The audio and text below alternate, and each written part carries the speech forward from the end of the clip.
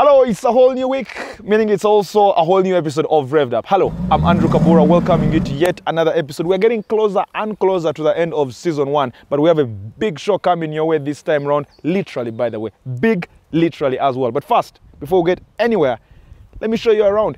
Let me show you where we are. All right, so we are at the Cajones Airfield, to be more specific, the Kampala Executive Aviation. And we are here pretty much to take you through some of these beautiful machines. And also, as always, we get you the tips because we always make sure you guys are very safe on those roads. Anywhere you're driving, just make sure you mind the other drivers as well. Plus, as always, we get you a very good platform to sell and buy cars. And on the show today, which is pretty much one of the most interesting segments, we are hitting the skies. Yes, we're hitting the skies with a Bell 412.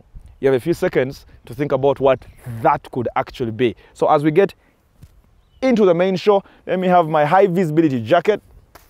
You need this just to make sure you're very safe when you're doing a show like this one. Hey, I'm Andrew Kabuura. Welcome aboard.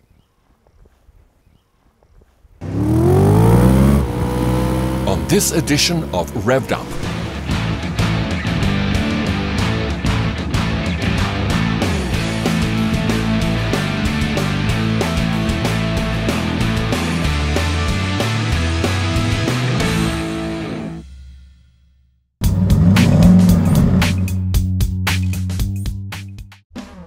the condition of your car's tires should be checked at least once a week to avoid potential accidents. If upon inspection the inner or outer rib of your tire is heavily worn out, it can mean that the tire is not aligned properly and should be corrected as soon as possible. This is caused when too much load is placed onto one side of the tire, causing the wheel to lean too much to the inside or outside. Make sure your car is taken immediately to a mechanic to have the wheel alignment adjusted and that your tire is replaced.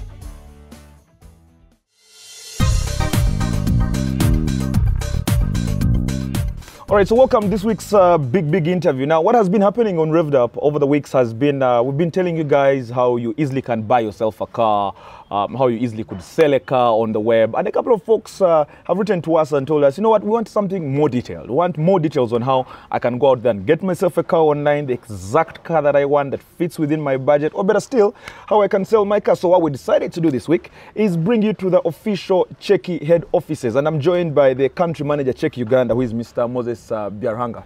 Very nice, very nice. Thank you very much. Do you realize I've called you Mose? Yeah, exactly. Because I'm trying to make it, more comfortable for you. First of all, we have something beautiful from 1972 behind us. Take us through this, and why do you guys even have this at your office? Yeah, this is a Mercedes S-Class 1972. Yeah. The reason we got this, it's a funny story, really. At some point, I think about a year and a half ago, I was driving with a friend of mine. So, we see this car and we say, wow, that's amazing. And around about that time, we're trying to get like one of those, company cars, Cheki van, something like that. So we said, as opposed to do the conventional van, hire CTC, let's get something cool, something that, is eye-catching. So, we decided to buy the Benz. Obviously, we'll get through the whole transformation and make it great over time. Probably drive it again. There you go. I want us to bow to social pressure and go by the norms, because most times, most of these interviews, you have to start off with one specific question, which we can start off with. The background of Cheki. Cheki is here now. It's on Revved Up, definitely. Folks have been watching and following. But what's the background of Cheki in this country? Cheki, really humble beginnings. In about 2013, that's when we launched operations, really unofficially, around July. And, this obviously grew. And, the main purpose of this was just to connect car buyers, car sellers, for somebody to be comfortably be able to just pick up his phone, find the car he wants to buy, or just sell the car he has in the parking, upgrade, etc. So we just sort of had to get into the market, build a network with dealers, private sellers, and everybody else who is in the car industry. That really was the point. And since then, we've just been trying to grow and grow and grow. We basically have two fronts. One side is the guy who is selling, the other side is the guy who is buying. So for the guy who is buying, it's a bit straightforward. You go to the Cheki website, you browse, you type in the make and model that you're interested in. You could always come down to price, you sort, and you pick a car. Once you pick the car, then we have basically a contact seller form. So you're able to sort of send somebody an automated inquiry saying, look, I've seen this car and I'm interested, get back to me. At that point, then you receive also a message on the screen of your laptop or your device that gives you the person's phone number. We do this basically for tracking, so that we're able to know, okay, this number of inquiries have gone out. And then you can get in touch directly. So it's sort of between the buyer and the seller. The website is actually very easy to really access and get exactly what you want. Yes. Which should be easy for anyone out there. Yeah, for the seller, it's also, you go to the website, on the right-hand side, there's a tab that says, sell my car. Once you go on there, it's you have a form that gives you details. You put the pictures in as well, and you just say, publish. So somebody from the office will call you and say, is all this information fine? That's about it. It also helps in terms of reliability, because someone knows they're not being duped, because there's a number through our website, so you guys can check them out. But for a seller now, let's try and focus on the seller. I want to sell my car. What do I go through? How much do I have to pay? I mean, what does it cost me to list my car on the website? Okay, so if as a private seller, the private person who you're not necessarily a car dealer, you just want to sell your car. Once you put it up, then we'll charge you 20,000 shillings. So 20,000 shillings, just 20,000 shillings. We'll not take any commissions from you. You just post the car on there. Just before we publish it live, then a customer service representative calls you and says, look, is this fine for you? Will you be able to send the money through mobile money, or if you'd like to be picked up, 20,000 shillings. Moses, anything else you want to tell the Checky lovers out there, or even generally car lovers? Just, thank you for the support.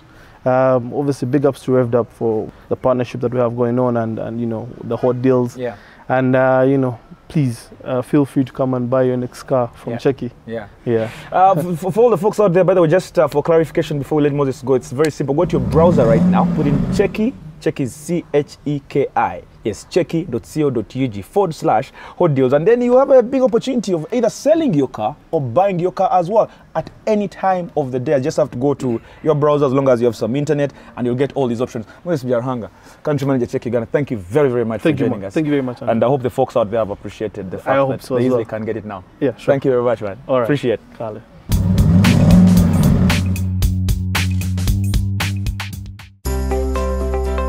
Anyone who's driven down the notoriously treacherous Ginger Road will know that large amounts of lorries on a highway are often a recipe for disaster and a hazard to other drivers. Long, tedious journeys means that lorry drivers are sometimes not at their peak awareness levels, and this can result in unfortunate accidents. However, Mercedes-Benz offers a practical solution to our potentially deadly lorry problem with the new Future Truck, an autonomous or self-driving lorry that is supposedly the destiny of heavy load transportation. This doesn't mean that all lorry drivers are out of a job though. There is a steering wheel inside and a standard driving rig, but this truck can drive itself using long and short distance radars and satellite navigation. The driver is therefore able to focus on other company-related matters while keeping an eye on the vehicle. The Future Truck communicates its speed, position, direction, and other relevant information to surrounding vehicles so that moving through traffic and interacting with nearby cars is safe and seamless. The interior decor of the cabin looks a little like the Mercedes F015 or F125. There are similar rounded panels with a blue lighting trim and smooth white and wooden texture schemes. This isn't just a crazy concept either. Mercedes has actually tested out the Future Truck on closed-off stretches of roads in a variety of real-life situations, such as avoiding an accident or dealing with cars overtaking. Due to the success of these trials, the Future Truck could indeed change the lorry driving world as we know it. But whether people will ever trust machines more than humans is another matter. The way car companies seem to see it, however, is that the not-so-distant future will consist of autonomous vehicles driving themselves around. So, perhaps self-driven lorries are not such a ludicrous idea after all.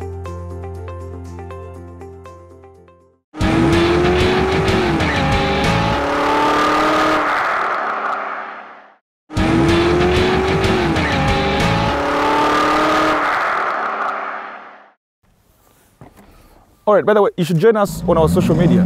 That is Facebook, Revved Up Uganda. YouTube is Revved Up Uganda as well, meaning you can watch all the videos that we have ever aired on our official YouTube channel. So I'm getting inside here to take a couple of pictures, and I should post that on our Facebook page so we can connect.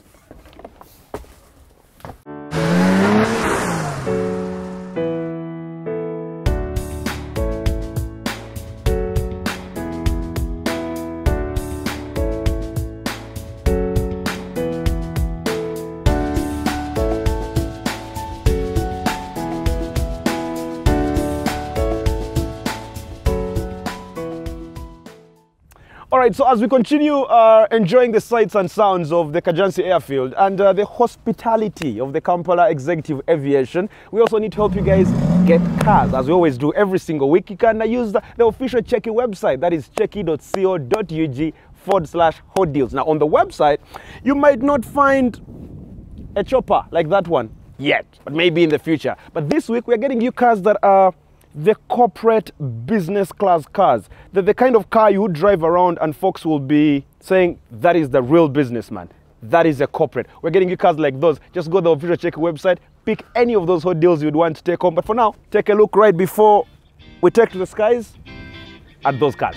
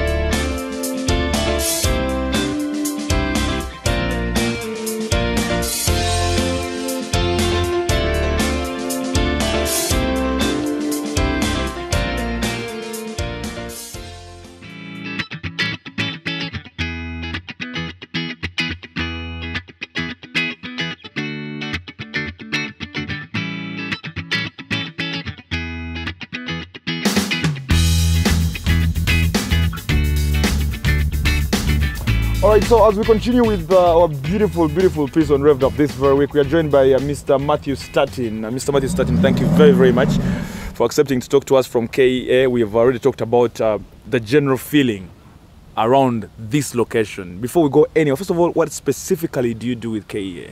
Well, first of all, welcome to Kampala Executive Aviation, based in Cajones. We've also got a post in Entebbe. And we're a utility airline consisting of various fixed-wing aircraft, and as you can see behind us, the Bell 412 helicopter. We've also got a Bell 206 helicopter, and very much a utility organisation. So we do everything from VIP transits, medevac, which is a very rewarding thing that we're involved in. We service various NGO organisations throughout Uganda and the region, from South Sudan to Central African Republic, also the Congo. And we also we have a contract for an onshore oil and gas company, weddings, you name it, we can do it. We shall be trying out the Bell 412 later on in the show. He's actually been doing lots of prep behind the scenes throughout this morning. But before we jump deeper into the chopper itself, let's talk about the flying school. There's a couple of students we've come across that they are going through different flight instructions here. Take us through that, and how receptive have Ugandans been of the program? Yes, the flying school's quite a big project, and we've got students from all over Uganda, also again throughout the region, guys from South Sudan. It's generally a 2-year program. Yeah. Guys are identified as being strong candidates and then put through the program. First of all, obtaining their private pilot's license and going on to commercial pilot's license, and then eventually, ultimately, flying commercially from there. A background in physics and maths is a good idea, but basically you just need to be of good health, have a certain aptitude for the profession, which is maths and physics, but also decent amount of coordination, and then you need to be old enough. But let's talk about this.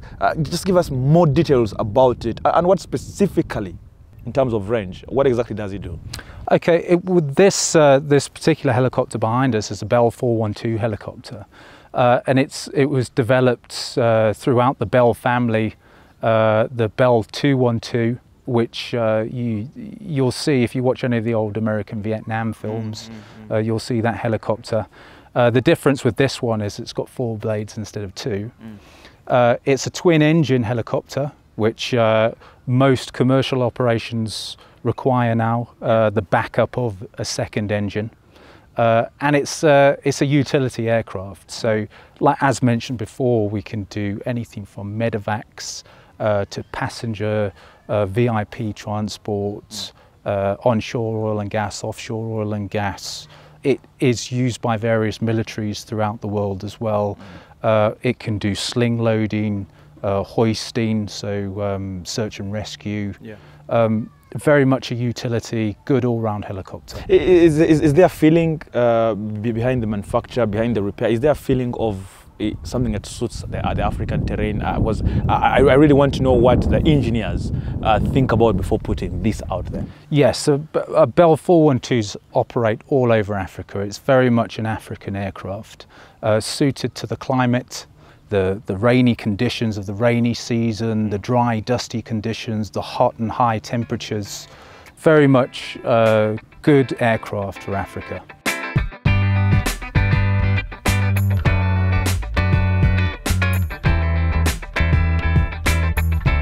Talked about it being used in emergencies. If someone is supposed to be airlifted from somewhere to a bigger hospital or to a hospital where every kind of treatment will be needed, for starters, this is what it will look like, right? This is how the patient will be laid in here. But one of the bigger questions is how flexible is it? Because I'm imagining a situation where you get somewhere, land, take this out, go get someone, have them in. I'm also imagining a situation where you might not be able to land where you guys are going. What happens in both situations? Yeah, well, at the moment you're strapped into the helicopter in the medevac configuration. So if we were able to land, we'd touch down, and then the medical crew would leave the helicopter, take the stretcher with them, tend to you provisionally, plug up any holes, stop you bleeding, stabilise the patient, and then put you on board as you are now. That's not always possible. If we can't land, we have a hoist that we can attach up here, and then there'll be a crew chief on board. He'll hoist the medic down with the stretcher. Like I said before, stabilise the patient, strap him in, hoist him up, and then whilst on board he can give additional medical care. So that's quite some work, definitely. Let me ask you something though. What's the most complicated situation you've been in to fly somewhere, get someone out of there and take them to hospital? Well, actually a couple of weeks ago we landed in the middle of the jungle. Very bad weather, very misty, so very challenging flying conditions. 3 guys on the ground with gunshot wounds. We picked them up, tended to them, very rewarding, saved their lives. and very rewarding from a humanitarian point of view, but also from a flying point of view, because it was very difficult conditions to get in there.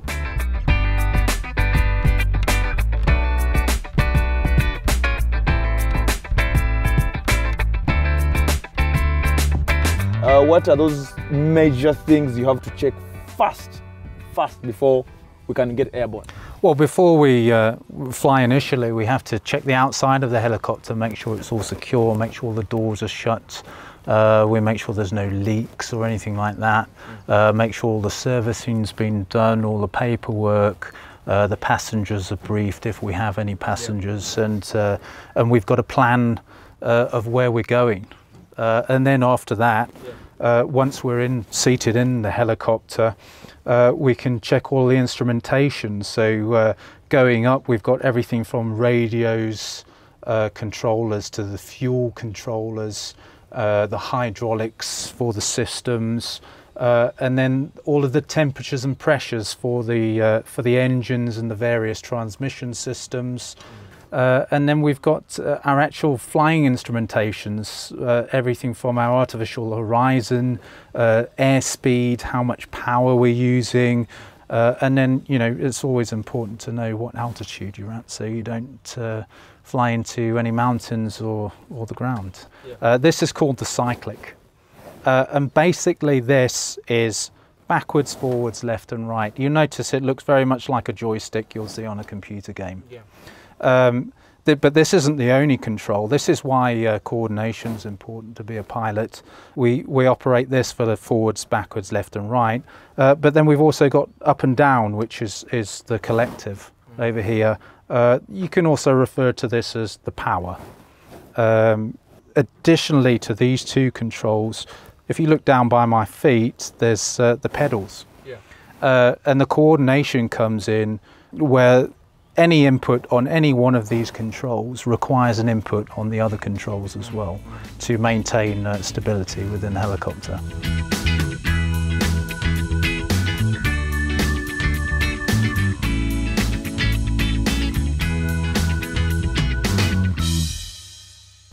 All right. Thank you very much, guys, for joining us this week. Hope you guys have enjoyed the show. We certainly have enjoyed two different things. We are yet to enjoy the third. Number one, we've enjoyed coming to the Cajones Airfield. Number two, having a discussion with the Kampala Executive Aviation. What is number three is hitting the skyline. We shall be hitting the skyline with the Bell 412 just to have a feel of the chopper and also let you in on all those other details. The beauty about hosting Revved Up is I get to enjoy these experiences. The beauty about you watching Revved Up is you get to see me enjoying these experiences.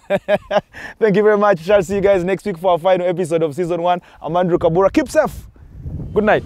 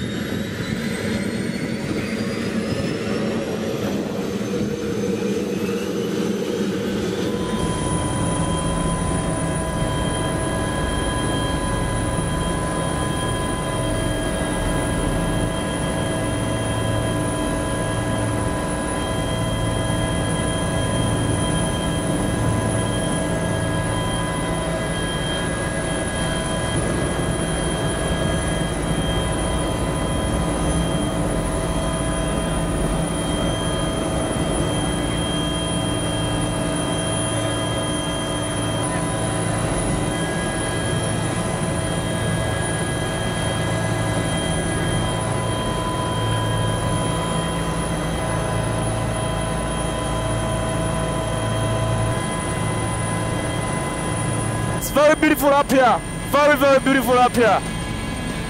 We are waving as high as we can. We are waving as high as we can, trust me.